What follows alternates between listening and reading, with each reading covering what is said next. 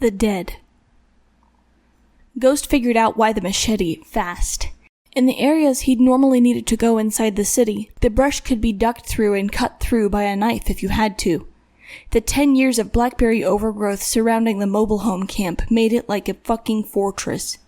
He cut through for a while, but the cuts had to be scarce as he got closer. He started moving the vines aside into each other with the back of the blade, as Kiraba had shown him. Hacking in roughly was going to be loud. His main advantage was his silence, so as he got close, he focused on hearing everything in the terrain. He heard the grass behind him, the creaking of the huge vines supporting each other overhead, the wind rushing around creaking mobile home walls, but it died down just as fast. The windows rattled with it. He was so focused on listening for people that he almost missed the sound of tension in front of him. Tension in a cord, probably stretched across the path, probably set to trigger a shotgun blast. That said, 2 things. This was a way in because it was trapped, and there was another way in that wouldn't have something so risky to get past. Tunnels through the brambles, maybe. But he heard no sounds of people. He went around and found that on the far side of the camp, a turn off the road led straight up to a gate. The gate had been kept clear for a while, but there was fresh growth from last summer. Breathing slow, Ghost took his time getting through the gate. He had to stop and pull bramble hooks out of the thighs of his sweats. He twisted them tighter around his legs. Maybe he'd be better off wrapping them down. He stepped silently down the road that led through the middle. Dark windows. Every house had dark windows, about half with shades that pushed the feeling of "leave me alone." He looked away quickly and moved on. Tonight, he didn't want to know what it was going to be like to be dead. One shade's presence pulled him in.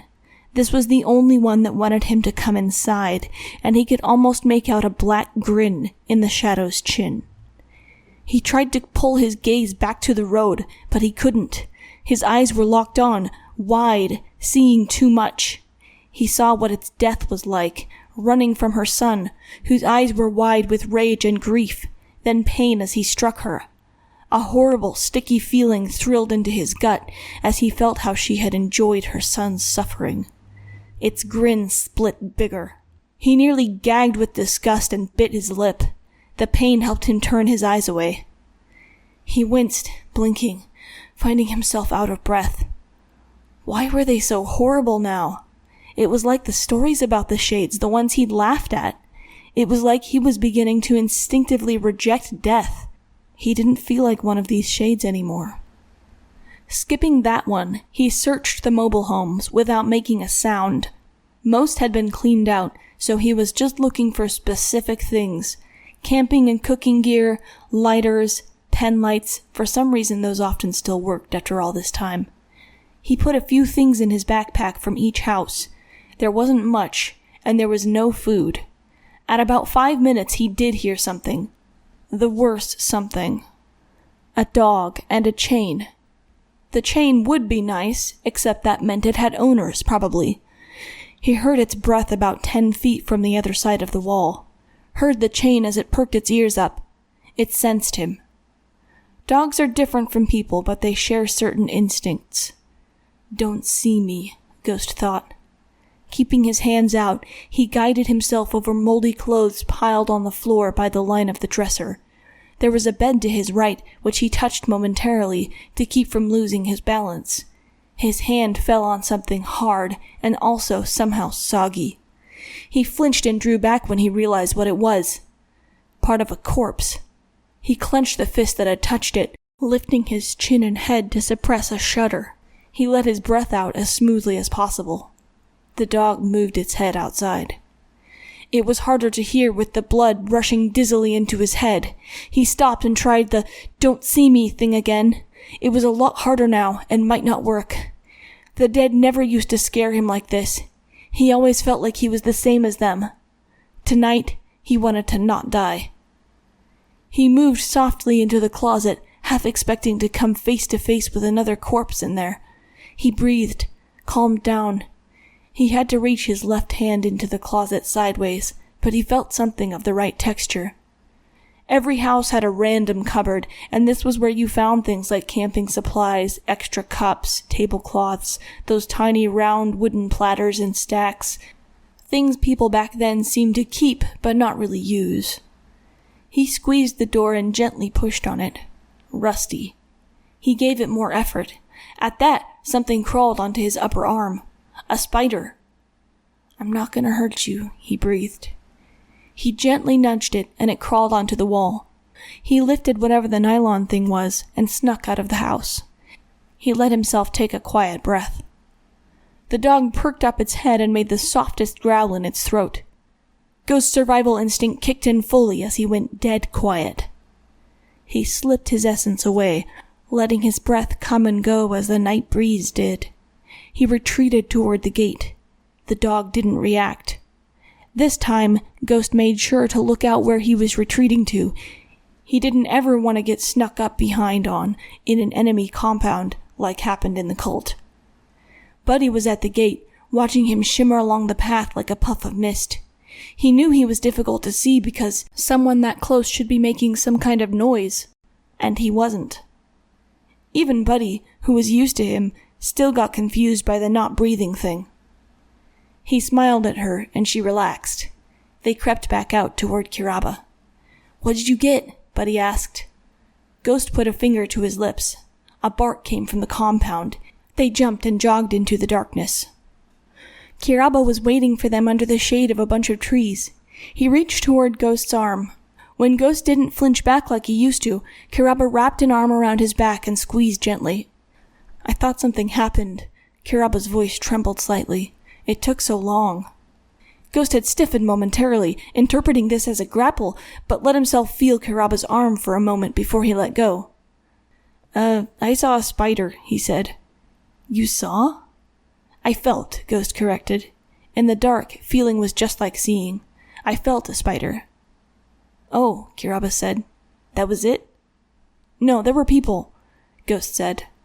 "People?" Buddy whispered, gripping both of them by the arms, and they both cringed in pain.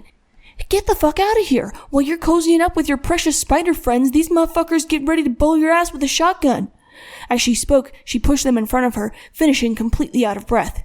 Her sentences got weird when she panicked. "Buddy," Kiraba pushed at her hand, gripping his arm. "Buddy, stop." She let go, hyperventilating. "The way we need to go is that way," he pointed into the woods. "And that was my dislocated shoulder. Come on." "Fuck, sorry." The polyester package Ghost had found was 2 hammocks. Buddy stayed up to watch for yellow-cap people, she said. At 6 p.m., per her toy watch from when she was 8, she nudged them awake. "They just passed. Do you want to tail them, Kiraba?"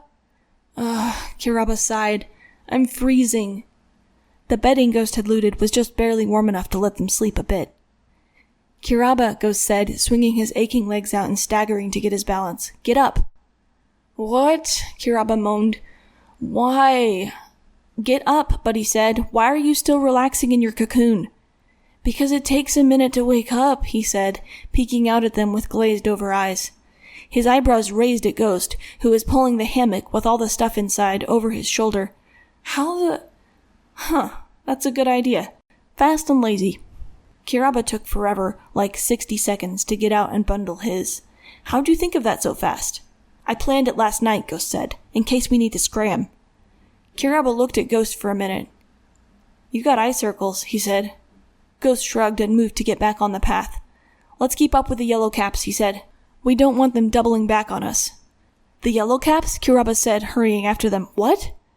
"Were you not listening when I woke you up?" Buddy said. "They just passed us. We gotta keep tabs on them. Weren't you listening?" "You expect me to be fully alert the second I wake up?" Ghost and Buddy looked at each other. Kiraba scoffed. "That's crazy." He looked at them. "What the fuck happened to you guys?" "I'm guessing you didn't get dragged out of bed by the hair if you slept in," Ghost said. "No," Kiraba said, horrified. "Never found someone creeping up to your bed at night?" Buddy said. "What the—" Kiraba paused with his mouth open. "Fuck," Ghost finished. "Right?" "I guess I get why you curse so much," he said. Ghost shrugged. "It helps." They came to a long, long road that went up through the trees. Something about the trees and the worn track said driveway. They smelled smoke. "We'll need to take a side path," Kiraba said. Then he lowered his head, disappointed. "Actually, we should just follow Dad's tracks. They're burning what they can't loot." "Your dad leaves special tracks?" Buddy said. Kiraba turned back to them, and Ghost was surprised to see him wiping tears off his face as he nodded. "Yes, well, he has certain idiosyncrasies," Kiraba said. Ghost and Buddy looked at each other, not sure what that meant. Kiraba misinterpreted that. My family house is burning. I'm never going home." Buddy sighed, reaching an arm around his shoulders. "I get that." Ghost looked at them, wondering what it was like to have a home you missed. Kiraba sighed and walked several steps down a trail to the left. "Here," he said with a gesture of the machete. "See these cuts? Yellow caps bash brambles. Dad cuts them with his machete. He leaves them hanging so they don't fly into people's way as he goes. Like this one?" Ghost pointed to a cut blackberry vine. "That was cut with a knife."